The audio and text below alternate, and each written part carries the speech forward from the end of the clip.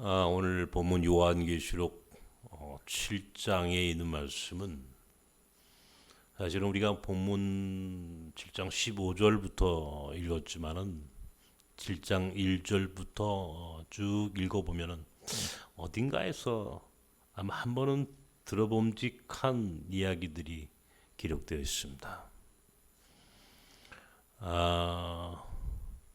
소위 14만 4천 명에 대한 기사 이야기죠. 이 본문 이 요한계시록 7장이 그래서 이단들이 많이 나오는 장입니다. 소위 신천지부터 시작해서 이단들이 14만 4천 명이라고 하는 이 숫자를 왜곡해서 사람들을 미혹해 하고 그렇게 만드는 그런 본문입니다. 오늘 이 본문을 여러분들 잘 한번 다시 묵상해 보시길 바랍니다. 눈물을 씻겨주신다 하는 이 표현을 제가 오늘 여러분들에게 특별히 이 말씀을 오늘 이 마지막 주간에 이 말씀을 함께 읽고 묵상하고 또 나눠야 하겠다 그런 생각을 하면서 이 말씀을 준비했는데 준비하다 보니까 제가 고등학교 때 이 노래를 했어요. 중창단을 했어요. 고등학교 때. 남성 사중창으로 불렀던 찬양 중에 저 하늘에는 눈물이 없네 하는 그런 찬양곡이 있습니다. 벌써 오래됐죠. 벌써 40년이 훨씬 지난 오래된 그 옛적 일인데 그게 불현듯 떠오르더라고요. 이게 남성 사중창으로 저 하늘에는 눈물이 없네. 거기엔 슬픔도 없네. 뭐 이런 찬양입니다. 근데 그 가락은 제가 기억을 하는데 가사는 어렴풋하게 이제 기억이 납니다. 이제는. 근데 이 남성 사중창으로 그 찬양을 부르면요 아주 좋아요. 그래서 찬양을 부르는 사람들도 색다른 영감을 얻는, 듣는 사람들도 뭔지 모르게 그 노래 속에 깊이 빠져들어가는 듯한 느낌을 받습니다. 그 찬양은 흑인 연가인데 소위 흑인 연가라고 하면은 이 흑인들이 미국으로 노예로 팔려온 그런 역사를 기억하셔야만 합니다. 얼마나 그 노예들로 흑인들이 노예들로 팔려와서 이 고통을 당했겠습니까? 사람 취급을 당하지 못했어요. 그때의 그 흑인들이 부르던 찬양곡이 바로 흑인 연가입니다. 그 찬양은 흑인들이 부르는 연가였어요. 후일에는 나중에 1950년대, 60년대에 흑인 민권 운동이 미국에서 일어났을 때에 이 흑인들이 부르던 대표적인 찬양곡 중에 하나가 저 하늘에는 눈물이 없네. 이런 찬양이었습니다. 저 하늘에는 눈물이 없다 말이에요. 거기엔 고통도 없고 한숨도 없고 이런 찬양을 부르면서 자신들의 아픔을 이겨나가던 바로 그 찬양곡이었습니다. 그 찬양곡이 생각이 났어요. 우리 집사람 보고 야 인터넷에 그 찬양곡이 있나 한번 뒤져보쇼. 어딘가 있겠죠. 있겠죠. 근데 아마 여러분들 교회를 좀 오래 다니신 분들은 어렴풋하게 그 찬양을 기억하실 겁니다. 기억하시는 분 계십니까? 기억하세요? 저 하늘에는 눈물이 없네. 거기엔 기쁨만 있네. 하는 그런 찬양입니다. 근데 이 찬양을 이 남성 사중창으로 부르면요. 아주 멋있어요. 하나님 나라, 하늘 나라를 생각하면서 오늘의 고난을 이겨나가는 흑인들의 마음, 흑인들의 삶을 들여다볼 수 있는 찬양곡이었습니다. 우리나라의 대표적인 부흥사가 있었습니다. 소위 3대 부흥사라고 하면은 김익두, 길선주, 이용도 뭐 이런 부흥사들인데, 그 중에 이용도라고 하는 감리교 목사님이 한 분 계셨어요. 1930년대에 이분이 대단한 그런 이 부흥사로서 아주 역할을 톡톡히 하셨습니다. 이분이 부흥회를 하시면서 걸었던 주제가 있어요. 캐치프레이즈가 있었다고. 그러면 그 주제가 뭐냐면은 지에서는 천하고 천에서는 귀하게라고 하는 주제입니다. 지는 땅, 땅에서는 천하고 하나님 나라에서는 하늘에서는 귀하게, 이런 주제로 부흥회를 하셨다고 합니다. 제가 이 이야기는 신학교 다닐 때 우리 교수님한테서 이제 들어서 그때만 하더라도 저는 굉장히 비판적이었어요. 이 주제에 대해서 지에서는 천하고 천에서는 귀하게. 제가 잊지 못해요. 이 말구를. 그러니까 이용도 목사라고 하는 분은 상당히 신비주의적인 그런 부흥사였어요. 그래서 지금 이제 강원도, 지금은 이제 북한 땅이 됐습니다. 원산, 그래서 이걸 원산파라고 하는데, 이 원산이라고 하는 지역을 중심으로 이제 소위 신비주의 운동도 하셨고, 후에는 뭐 우리 교단 장로교회에 의해서 이단으로 정제되기도 했습니다만은, 이 감리교에서는 아주 굉장히 존경받는 그런 이 부흥사로 정평이 나 있는 분입니다. 1930년대 우리 한반도 일제시대였습니다. 그게 얼마나 사는 게 힘들었겠습니까, 여러분? 대표적으로 이제 세계 2차 대전, 소위 태평양 이제 전쟁이 일어나게 되고, 일제가 모든 것들을 수탈하고, 이제 가져가는 가난, 또 정치적으로 압제를 당하고, 남자들은 징병으로, 징용으로, 여자들은 정신대라고 하는 이름으로 끌려나가야 했던 이 땅에 사는 수많은 백성들의 삶을 한번 마음으로 그려보십시오. 여기에 일제시대 때 사셨던 분들은 뭐 우리 교인들 가운데 이제 몇 분 연세가 많으신 분들은 일제시대를 기억을 하시겠습니다만은, 지금 우리는 해방 이후의 세대를 살고 있는 사람들로서는 아마 그때를 잘 기억할 수 없을 겁니다. 바로 그때의 그 부흥의 주제가 지혜에서는 천하고 천에서는 귀하게. 그러니까 하나님 나라를 생각하면서 이제 그 오늘의 고통스러운 현실을 이겨나가도록 위로해주는 그런 부흥회였다라고 하는 생각을 하니까, 한편 저는 요즘 들어서는 제가 이제 나이를 먹었다는 뜻이겠죠? 이해가 돼요. 그때는 이것은 이 고통받는 조국의 현실을 너무 비역사화 시키는 것이야. 이것은 역사적인 의식이 없는 사람들이 갖는 신앙의 행태야라고 제가 비판했습니다만은, 이제는요 조금 생각이 좀 달라졌습니다.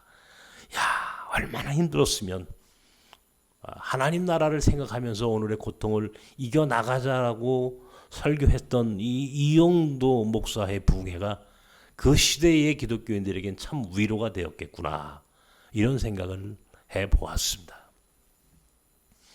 오늘 이 요한계시록이라고 하는 책은 제가 지난 대림절 기간 동안에도 한번 설교를 하면서 이야기를 했죠.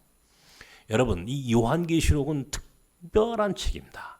이 배경을 알아야만이 이 요한계시록이라는 책을 이해할 수가 있어요. 이 요한계시록은 사도 요한이 기록했습니다. 사도 요한이라고 하면 예수님의 12 제자 중에 한 사람이에요. 그러니까 예수님의 12제자가 모두가 다 순교를 합니다.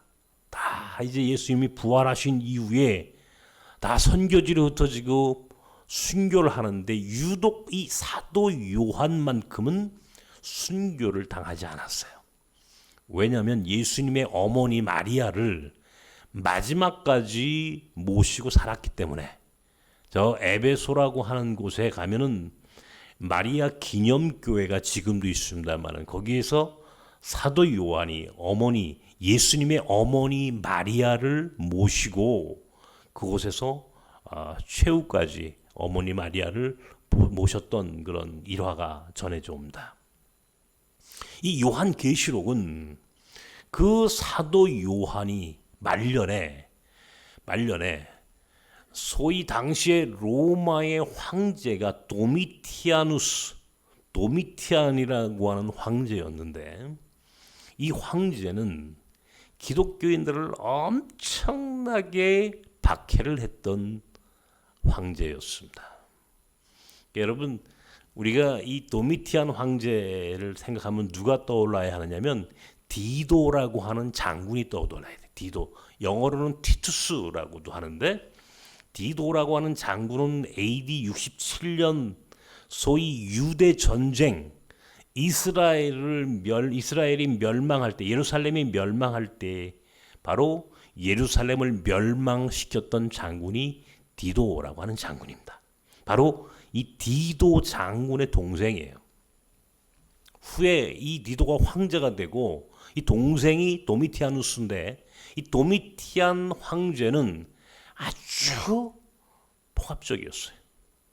특별히 기독교인들이 예수를 믿는 데 있어서 그들이 당했던 박해, 나아가서 순교가 다반사였어요. 굉장히 예수 믿기를 어렵게 한 기독교 신앙을 가졌다 그러면 박해를 했던 그런 시대입니다. 지금도 에베소나 이 로마의 당시 도시를 가서 보면은 이 원형 경기장이 있고 그곳에 가 보면은 뭐 굉장히 많은 이제 그 시대 유물이 있는데 그 중에 하나가 뭡니까? 초대교회 교인들이 박해를 당했던 현장이에요. 특별히 터키에 가면은 갑바도기아라고 하는 곳이 있습니다.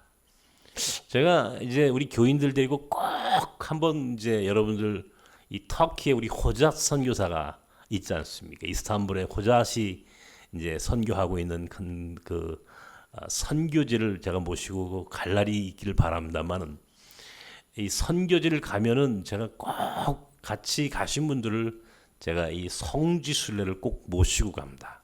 이 터키에 가면은 특별히 이 갑바도기아라고 하는 곳이 있는데 거기에 가면 지하 교회가 있어요. 지하 교회.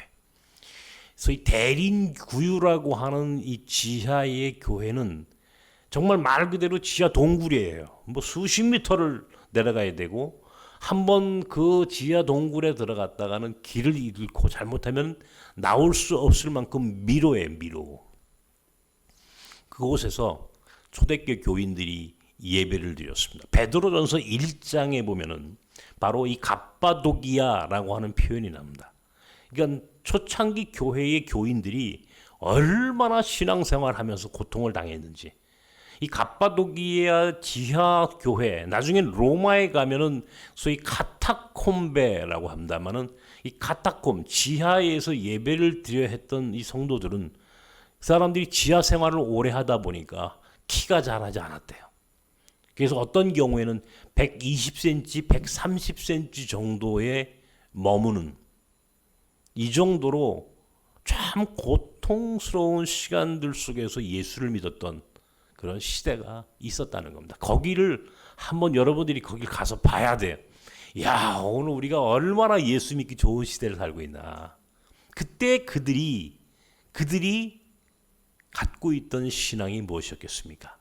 바로 그 시대에 사도 요한이 반모섬으로 유배를 당해야 합니다. 반모섬으로 이 에베소 지중해 앞바다에 이 반모라고 하는 섬이 있는데 이 반모섬으로 유배를 당하고 그 동굴 속에서 사도 요한이 계시를 받았어요. 환상 가운데 계시를 받고 쓴 책이 요한계시록입니다.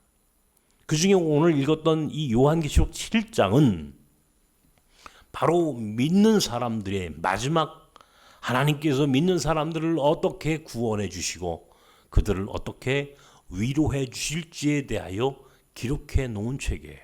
한번 7장 15절부터 다시 한번 여러분 보십시오. 보좌에 앉으시니가 우리 믿는 사람들을 위하여, 믿는 사람들 위해 성막을 만들어 주시겠다. 성막이 뭡니까? 텐트, 집 위에 집.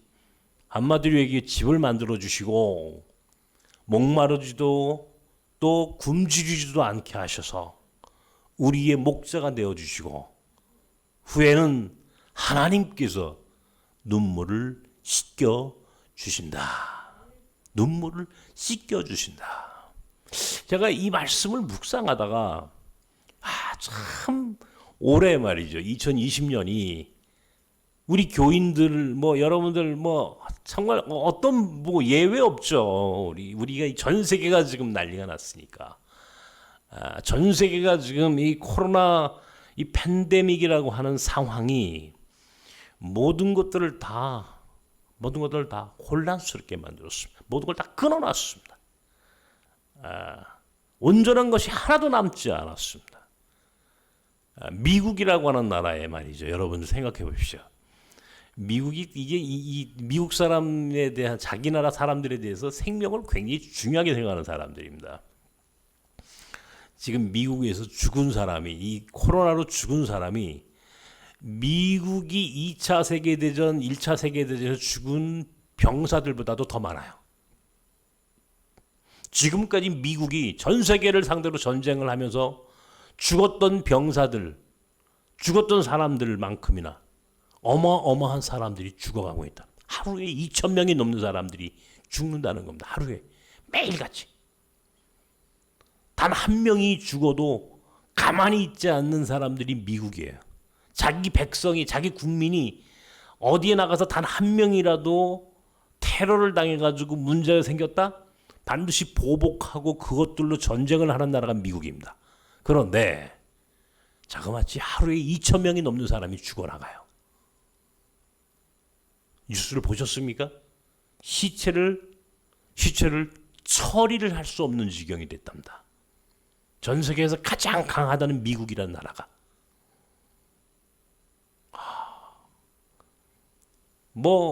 유럽은 더 아수라장이죠 지금. 그나마 우리 대한민국은 그래도 감사할 일입니다. 한 1,000여 명 정도는. 이것도 참 엄청나가지고 지금 오늘 지금 3단계 거리두기로 올라가느냐 아마 이런 논의도 한다고 하는데, 만약에 그렇게 되면은 모든 게 다 단절되는 거예요. 문을 닫아야 되는 상황이 올 수도 있어요. 이 엄중한 세상, 경제적으로 모든 것들이 다 어려워지고, 이 어려운 가운데 정치하는 사람들은 또 자기들의 당략을 위해서 가짜 뉴스를 만들고 그것들의 권력에 지금 이 상황에서 권력 싸움들을 하고 있고, 거기에 편성해서 교회는 어떻습니까? 이런 어려운 가운데 있는 교회가 이데올로기 이념의 종로로 타고 교회가 정치화되어 가고, 기쁜 소식을 전해야 할 교회가 가짜 뉴스를 생산하고 가짜 뉴스를 퍼뜨리는 이 집단으로 전락한 오늘 이 현실이, 이건 사실 대단히 불행한 시대입니다. 개인적으로 여러분들 어떠셨습니까? 제가 이 설교를 오늘 마지막 주일이면 지난 한 해 동안 하나님의 은혜로 살았습니다, 그냥 이렇게 설교하는 것이 편할 텐데, 아무리 생각해도 이 고통이 여기서 끝날 것 같지는 않아요. 2021년도에도 아마 이어져 갈 가능성이 많습니다. 그렇다면 이제는 우리의 마음과 생각을 다시 한번 재정비할 때가 됐다. 그냥 멈추서 안 되겠다. 그냥 갈 수는 없다. 이제는 정말 우리가 어떻게 이 고난을 이겨야 하는지를 결단하고 생각할 때가 되었다. 그래서 제가 오늘 이 본문 요한계시록 7장을 준비했던 겁니다. 그래서 마치 초대교회의 사도 요한이 반모섬에서 도미티안의 그 폭정 속에서 그 고통받는 기독교인들에게 하나님 나라를 이야기하면서 위로를 했듯이 저 이용도 목사가 부흥회를 하면서 하나님 나라에서 이 땅에서 사는 것이 힘들고 어려울지라도 하나님 나라를 바라보면서 이겨나가자 라고 이야기했듯이 저 미국의 흑인들이 노예로 전락해 그 어려운 삶을 살면서 그들이 저 하늘에는 눈물이 없네 이 찬양을 부르면서 위로를 받았듯이 오늘 우리도 하나님 나라를 생각하면서 특별히 사도 요한이 우리에게 오늘 이 본문을 통해서 가르쳐 주시는 하나님 나라에 대한 그 모습을 상상하면서 그 나라에 있어질 미래를 마음속으로 그려보면서 보좌에 앉으신 어린 양 예수께서 우리를 위하여 성막을 만들어 주시고 그곳에서는 목마름도 굶주림도 없을 것이며 그분이 우리의 목자가 되어주셔서 우리를 생수가 흐르는 강가로 인도해 주실 것이고 나아가 하나님께서 눈물을 씻겨주실 것이다. 이 말씀을 묵상하면서 위로를 받아야 되겠다. 오늘 우리가 고난을 이길 수 있는 길이 어디 있느냐? 어떻게 해야 고난을 이길 수 있겠습니까? 사람의 능력으로는 할 수 있어요? 없어요. 아무리 힘이 있는 권력을 가진 자들도 현대 과학 기술 문명으로도 지금 이 고통스러운 상황을 반전시킬 수가 없습니다. 여러분, 결국 사람의 능력으로 할 수 없는 것, 그 다음에 의지해야 할 것들, 바로 이것이 신앙의 힘이에요. 하나님이 하나님 외에 우리를 위로해 주시고 하나님 외에 우리가 의지할 곳은 아무것도 존재하지 않는다는 겁니다. 하나님만이 우리의 마지막 위로자요, 우리의 마지막 피난처요, 우리의 마지막 구원자시다. 그분만이 우리의 눈물을 닦아주실 수 있어요. 그분만이 우리를 위로해 줄 수 있어요. 눈물, 제 마음속으로요, 눈물이라는 단어를 지난 한 주간 동안 많이 생각했습니다. 제가 눈물이 많은 목사예요. 제가 가끔 울어요. 제가 많이 우는 이유가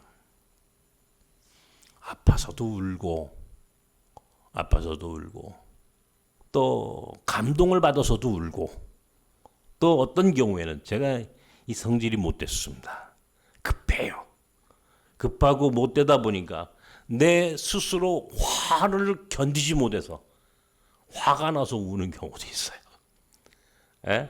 그러니까 참 많이 울었습니다. 제가 늘 그 이야기를 간증을 합니다만은 이 몽골 학교를 이곳에 건축할 때에 얼마나 울었는지 단 하루도 눈물을 흘리지 않고 잠을 잡은 적이 없어요. 눈물을 흘리지 않고 잠을 이룰 수가 없었어요. 그만큼 고통스러웠어요. 제가 그랬잖아요. 차라리 제가 죽을 테니 저를 죽여서 이 학교를 지어주십시오.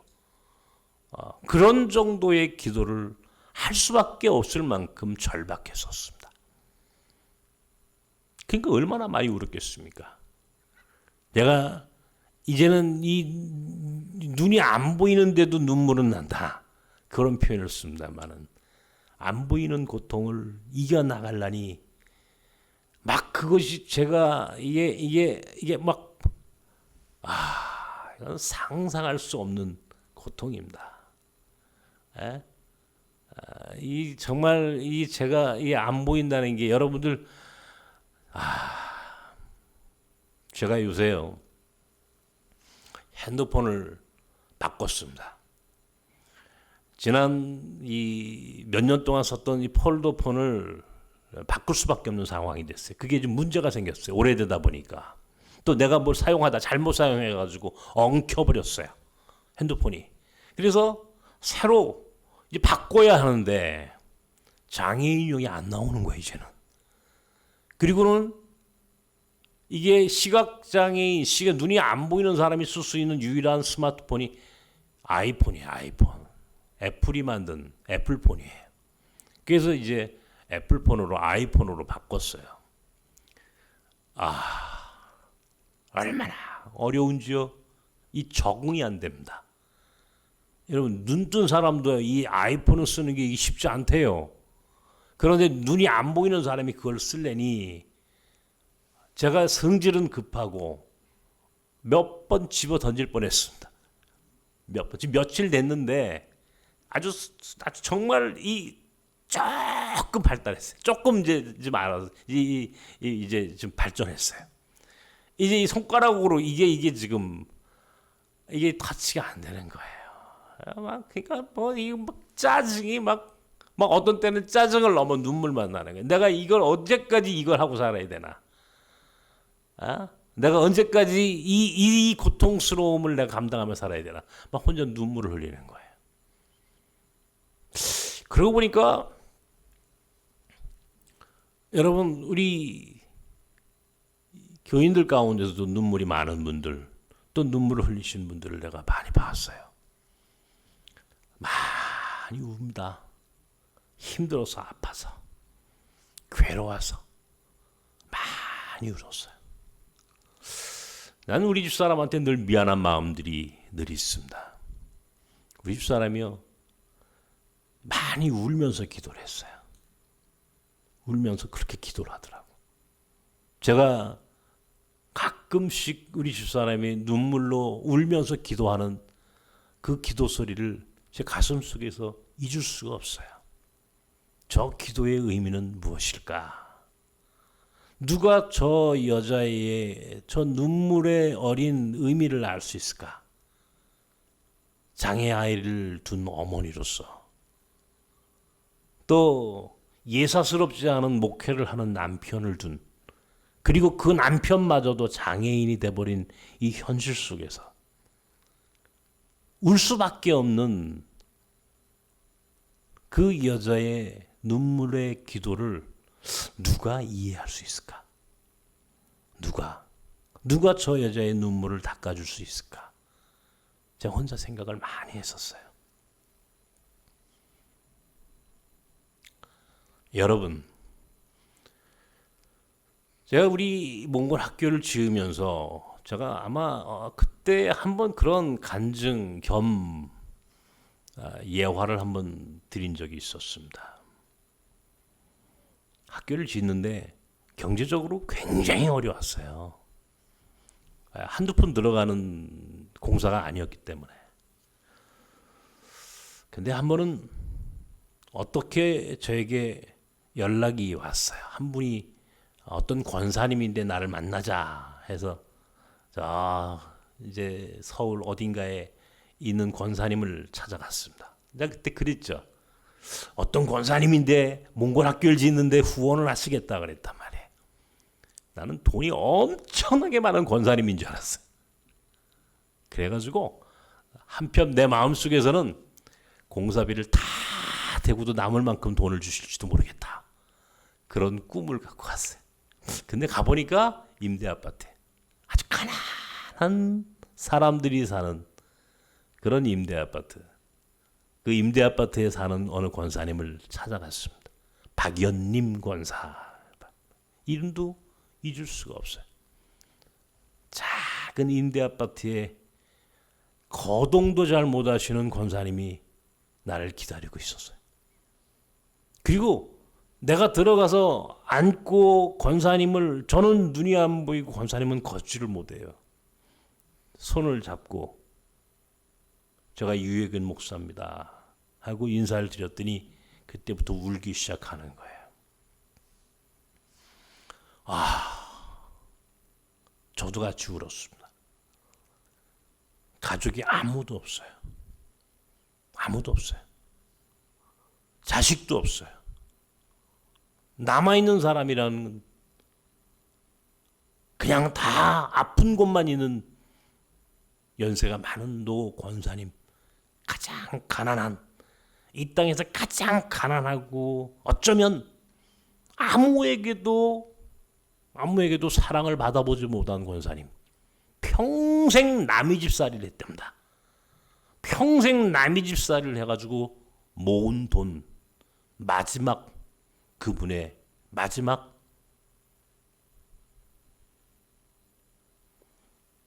그분이 가지고 있는 자신의 생명 같은 돈 1,000만 원을 제 손에 쥐어주시면서 그렇게 울더라고요. 이 1,000만 원이 그분에겐 전부야. 그분의 인생의 전부야. 성경에요. 두렙돈을 들인 과부의 헌금에 대한 이야기가 나옵니다.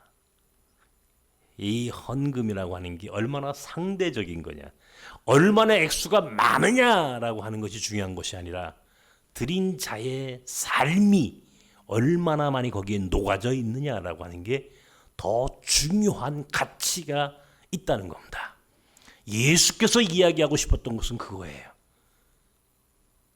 예수께서 말하고 싶었던 것은 얼마나 많은 돈을 드리느냐가 아니라 얼마나 가치 있는 물질을 하나님께 드리느냐, 이 이야기를 하셨는데 바로 그 과부의 누렙돈에 해당하는 많다면 많은, 그러나 적다면 적은 돈 1,000만 원, 그 돈을 제 손에 쥐어주시면서 그 권사님이 울었던 그 눈물의 통곡 소리를 저는 잊을 수가 없어요. 얼마나 우시던지, 얼마나 우시던지. 왜 우셨을까요?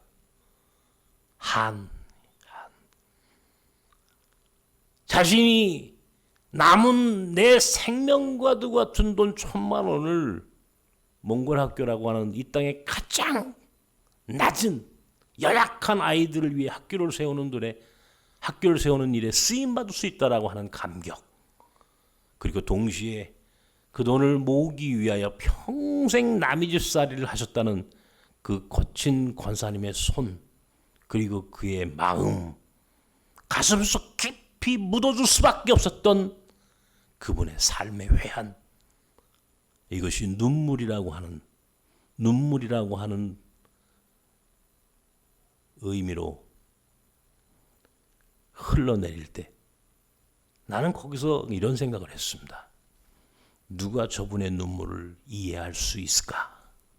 누가 저분의 눈물을 닦아줄 수 있을까? 나도 같이 울기는 했지만 정말 그분의 눈물을 닦아드리기엔 역부족이었습니다. 그리고 후에 한 번 더 권사님을 찾아갔습니다. 그때도 역시 그분은 저를 손잡고 우셨어요.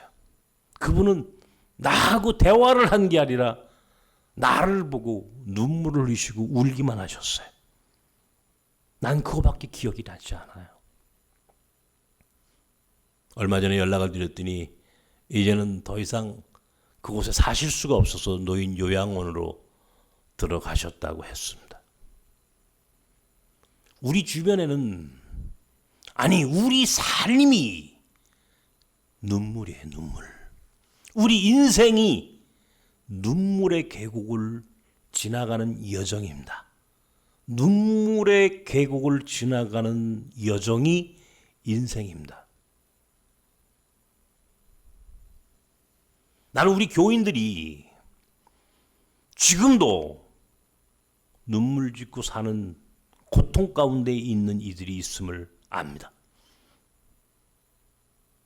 우리 신순규 목사님을 비롯해서 얼마나 고통 속에 살아가는, 말로 설명할 수 없는 고민이 있고 아픔이 있고 육신의 고통, 마음의 괴로움, 상처, 그래서 울지 않으면 살 수 없는 것이 인생이고, 그리고 특별히 우리 나섬의 교인들은 그렇게 눈물로 살아가는 이들이 많습니다. 나는 외국인 나그네들을 목회하면서 특별히 그들의 눈물을 기억합니다. 얼마나 한국 사회에 사는 것이 힘든지, 지금 많이 좋아졌다고 하지만 여전히 대한민국은 나그네들에게는 차별의 편견의 사회입니다. 얼마나 싸늘하게 우리는 그들을 대합니까? 저들의 눈물을 누가 닦아줄까?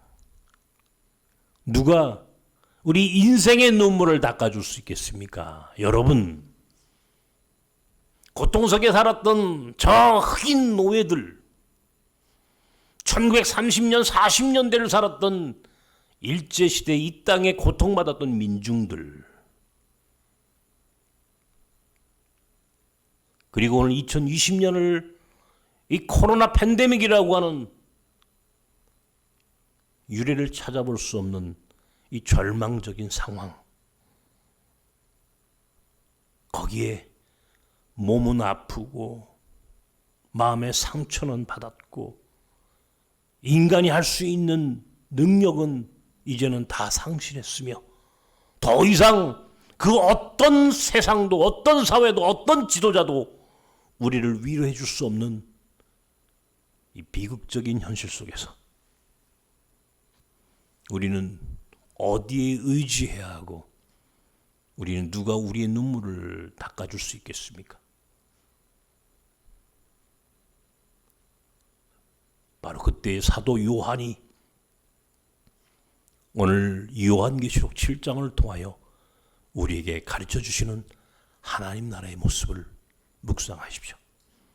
그 하나님의 나라는 보좌에 앉으시는 어린 양 예수께서 우리 믿는 사람들 우리를 위하여, 아니 바로 여러분, 나와 여러분 같이 눈물로 한숨 지으며 고통 가운데 살아야 했던 오늘 우리 인생들을 위하여 장막을 지어주시고 그곳에서는 더 이상 굶주리거나 목마르지 아니하며 목자가 되시어 우리를 생수가 흐르는 강으로 인도해 주실 것이고, 그리고 마지막엔 하나님께서 눈물을 씻어 주실 것입니다.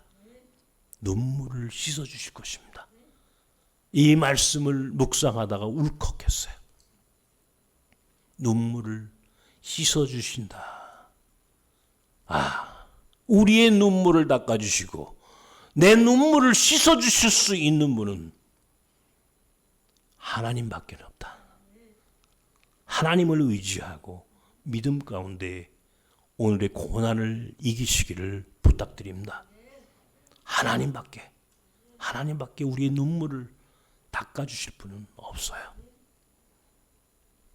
내년도에 우리 나섬의 교회 주제를 히브리서 11장 1절과 2절로 정했습니다. 믿음으로 세운 교회, 믿음으로 사는 삶, 믿음으로 한번 살아보자. 믿음으로 산다는 것이 무엇인지, 믿음으로 살았던 사람들의 이야기를 함께 묵상하면서 결국 믿음으로밖에는 살 수 없다. 지금 이 고통을 이길 수 있는 유일한 길은 백신도 아니고 치료제도 아닙니다. 오직 이 고난의 시대를 이길 수 있는 유일한 방법은 믿음밖에 없습니다. 하나님을 믿는 믿음, 눈물을 닦아주시겠다고 약속하셨던 그 하나님 나라에 대한 믿음, 이것만이 우리가 사는 길입니다. 기억하십시오. 그러므로 오늘 이 예배에 참여하신 나섬의 성도 여러분 잊지 마십시오. 믿음 생활 가운데 충실하셔야 합니다. 믿음 생활 가운데에 더욱 열심히 힘을 내셔야 합니다. 비록 우리가 예배를 함께 모여서 드릴 수는 없다 할지라도 오늘 여러분이 있는 그 자리에서라도 여러분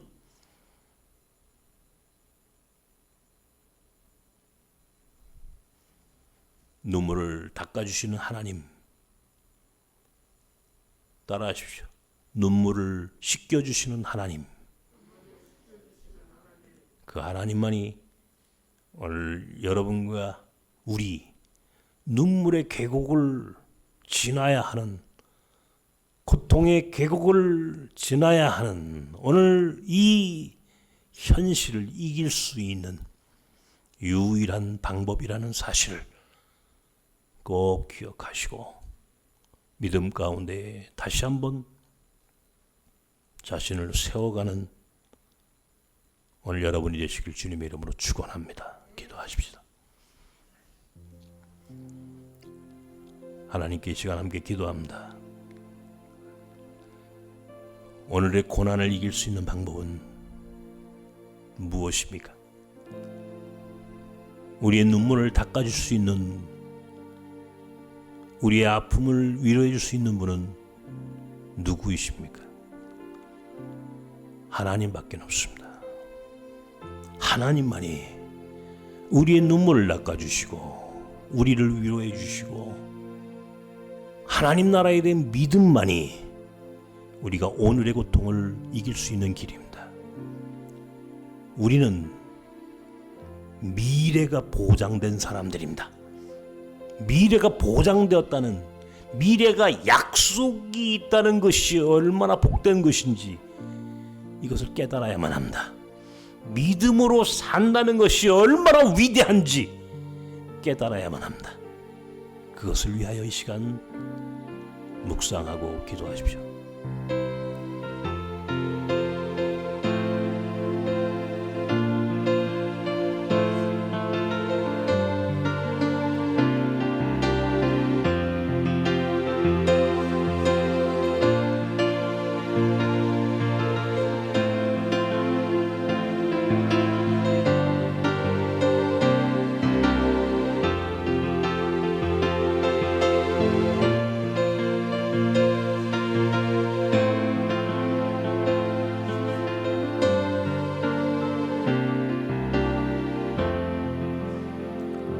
우리를 위로해 주시는 살아계신 하나님, 오늘 사도 요한은 마지막 하나님 나라의 환상을 우리에게 보여주시면서 하나님이 우리의 눈물을 씻겨주신다라고 말씀하셨습니다.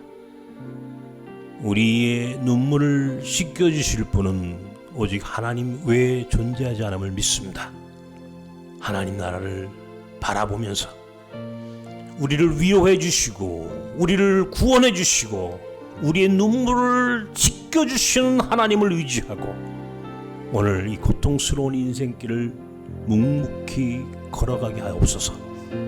끝까지 믿음 가운데에 하나님을 의지함으로 하나님이 반드시 내 눈물을 닦아주실 것을 믿고 오늘 이 고통의 순간순간을 이겨나가는 나섬 사람들이 되게 하여 주옵소서. 이제는 우리 주 예수 그리스도의 크신 은혜와 하나님의 만극하신 사랑, 성령님의 교통 역사하시는 은총이